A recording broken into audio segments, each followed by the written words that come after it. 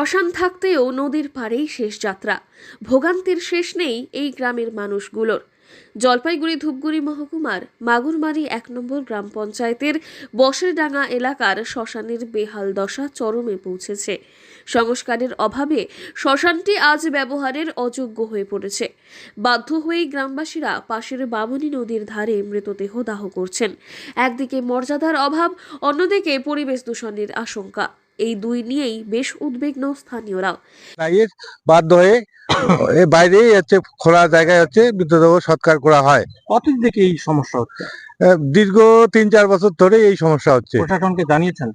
বারবার জানানোর পরেও কোনো সমস্যা সুরাহা হয়নি। গ্রামবাসীদের অভিযোগ, দীর্ঘদিন ধরে শ্মশান সংস্কারের দাবি জানানো হলেও প্রশাসন কোনো ব্যবস্থা নেয়নি। পঞ্চায়েত থেকে বিধায়ক সবাই একে অপরের দিকে দায় ঠেলেছেন, কিন্তু কেউই সমাধানের পথে হাঁটছেন না। বিষয়ে আগে জানা হচ্ছে, আমিও পঞ্চায়েত সমিতিকে জানাইছি, ঊর্ধ্বতন কর্তৃপক্ষকেও জানাইছি। তো এটা তো রিপেয়ারিং হয় না, নতুন স্কিম করা হবে। ফলস্বরূপ শেষ যাত্রার জন্য মর্যাদাপূর্ণ স্থান পাওয়া এখন কার্যত দুঃস্বপ্ন হয়ে দাঁড়িয়েছে এখানকার এলাকাবাসীদের কাছে। বাসিন্দাদের ক্ষোভ, তাদের পরিবারের কেউ মারা গেলে শ্মশানে নিয়ে যাওয়া আর সম্ভব হয় না। নদীর ধারে কাঠ জোগাড় করে দাহ করতে হয়। বর্ষায় এই সমস্যা আরও বেড়ে যায়। বারংবার অভিযোগ জানিয়েও কোনো কাজ হয়নি। তবে অবশেষে এবার এত অভিযোগের পরিপ্রেক্ষিতে গ্রাম পঞ্চায়েত প্রধানের তরফে মিলেছে আশ্বাস।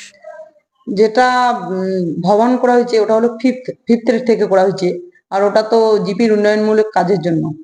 শ্মশানটি তো ফিফথ থেকে করা হবে না, ওটার জন্য আমাদের বর্তমানে ফান্ড নেই। তার কথায় বিষয়টি ঊর্ধ্বতন কর্তৃপক্ষকে জানানো হয়েছে। সংস্কার সম্ভব না হলে নতুনভাবে তৈরি করার চেষ্টা চলছে।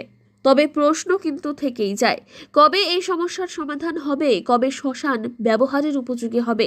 সেটা একটু সংকট মনে করে। এবার যদি সেই চুল্লিটা আবার নতুন করে হয়, তাহলে এখান থেকে একটু দূরত্বে গেল, হুতাশ থেকে মানুষ বেঁচে গেল। এটুকু আমি চাই, যাতে এখানে প্রশাসনে যারা আছে লক্ষ্য করে কাজটা হয়। গ্রামবাসীরা কি আদৌ তাদের প্রিয়জনদের মর্যাদার সঙ্গে শেষ যাত্রায় পাঠাতে পারবেন? প্রশাসনের প্রতিশ্রুতি কতটা বাস্তবে রূপ নেবে, সেটাই এখন দেখবার বিষয়। জলপাইগুড়ি থেকে সুরজিৎ দে রিপোর্ট, লোকাল 18 বাংলা।